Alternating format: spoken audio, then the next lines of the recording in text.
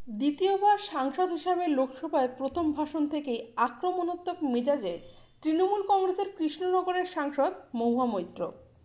সপ্তদশ লোকসভা থেকে যেদিন তাকে বহিষ্কার করা হয়েছিল সেদিনই ঘোষণা করেছিলেন তিনি বিজেপির শেষ দেখে ছাড়বেন। সোমবার বিকেলে রাষ্ট্রপতির ভাষণের ওপর ধন্যবাদ জ্ঞাপন প্রস্তাবের আলোচনায় অংশগ্রহণ করে সেই বিষয়টিকে তুলে ধরে বিজেপিকে তুলোধনা করেছেন মহুয়া। বাদ দেননি প্রধানমন্ত্রী মোদীকেও। প্রধানমন্ত্রীকে কটাক্ষ করার পাশাপাশি পরিসংখ্যান তুলে ধরে তিনি বলেন, এক আকেলা সব পর ভারী পড়া স্লোগান দিয়ে ও তীব্র নিশানায় বিঁধেছেন তৃণমূল সাংসদ। এদিন বক্তব্য রাখার জন্য মহুয়ার নাম ঘোষণা হতে নিজের আসন ছেড়ে উঠে চলে যেতে উদ্যত হন প্রধানমন্ত্রী নরেন্দ্র মোদী। তা দেখেই মোদীকে কটাক্ষ করে মহুয়ার চিৎকার, সম্মানীয় প্রধানমন্ত্রী, আপনি এখানে এতক্ষণ ছিলেন, 2.5 ঘন্টা ছিলেন, এটা শুনেও যান। আমি আপনাকে অনুরোধ করছি, ভয় পাবেন না স্যার, দুবার আমার কেন্দ্রে গিয়েছেন প্রচার করতে, আজকে তো শুনে যান। প্রধানমন্ত্রী অবশ্য মহুয়ার কথায় কর্ণপাত না করেই লোকসভা ছেড়ে বেরিয়ে যান। তাতে কটাক্ষ ছুড়ে কৃষ্ণনগরের সাংসদ বলেন, আমার দুর্ভাগ্য, যার ইচ্ছে চলে যাক, আমাকে দমানো যাবে না, অগ্নিপরীক্ষা পার করে এখানে এসেছি। তার কথায় বিজেপির অধ্যক্ষের জবাব গণদেবতা দিয়েছে।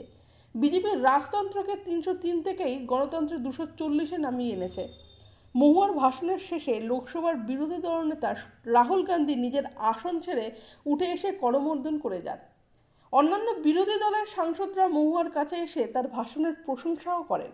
গতবার সাংসদ পদ খোয়ানোর সময় সংসদের এথিক্স কমিটির বৈঠকে দ্রৌপদীর বস্ত্রহরণের মতোই তার সঙ্গে আচরণ করা হয়েছিল অভিযোগ করেছিলেন। সেই প্রসঙ্গ টেনেই এদিন বিজেপির দিকে ঝাঁঝালো আক্রমণ করেছেন মহুয়া। বলেছেন, 7 মাস আগে এই সাংসদ একটি কুরুসভায় পরিণত হয়েছিল। অন্ধ ধৃতরাষ্ট্রের সামনে চিরহরণ হয়েছিল দ্রৌপদী। যারা যারা দ্রৌপদীর বিরুদ্ধে ষড়যন্ত্রে লিপ্ত ছিলেন তাদের অনেকেই এবার আর সংসদে ফেরেননি। তবে কৃষ্ণের মতো কৃষ্ণনগরে মানুষ আমার রক্ষাকর্তা হয়ে দাঁড়িয়েছে। শেষবার যখন আমি এখানে বলতে দাঁড়িয়েছিলাম তখন আমাকে মুখ খুলতে দেওয়া হয়নি। তবে একজন সাংসদের কণ্ঠরোধের জন্য ক্ষমতাসীন দল যোগ্য জবাব পেয়েছে। একজন সাংসদকে বলতে না দেওয়ায় তার বড় মূল্য বিজেপিকে চোকাতে হয়েছে।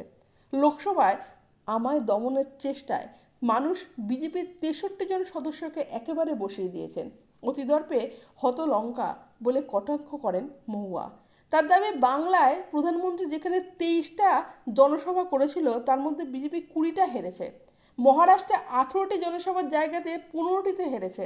একের পর এক পরিসংখ্যান দিয়ে মোদির জনসভার জায়গাতেই যে বিজেপি হেরে গেছে সেই বিষয়টি তুলে ধরে।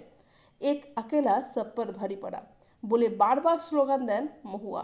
তাতে যোগ্যসঙ্গত করেছেন পাশে বসে থাকা তৃণমূলের তরুণ তুর্কির সায়নী ঘোষ। সব মিলিয়ে এদিন সংসদের ঝাঁঝালো আক্রমণ শানালেন কৃষ্ণনগরের তৃণমূল সাংসদ মহুয়া মৈত্র।